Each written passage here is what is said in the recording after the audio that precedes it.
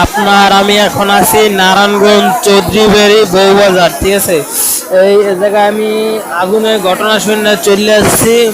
এই জায়গায় মূলত হয়েছে কি, মূলত হয়েছে গ্যাস সিলিন্ডারের লাইন আছে না, এই লাইনের আপনার লাইনের দেয়া এক জায়গায় লিক হয়েছে। লিক হওয়ার পর ওই জায়গায়তে গ্যাস বাইরে আইতেছে।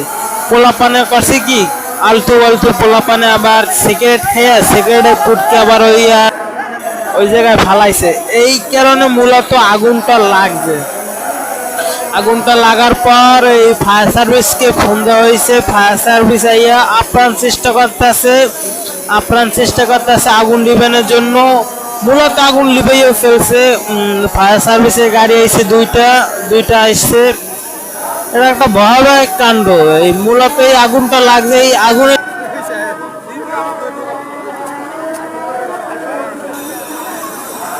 এ জায়গায় আবার পাশে ছোট ছোট দোকান বইছে, পাশে মাহফিল চলতেছে। তো এই মাহফিলে আবার এই বাজা পড়া লইয়া বইছে, হ্যাঁ হয়তো আগুন লাগতে পারতে। এই কারণে এবারে ভুল কোনো কেউ করবা না, ঠিক আছে।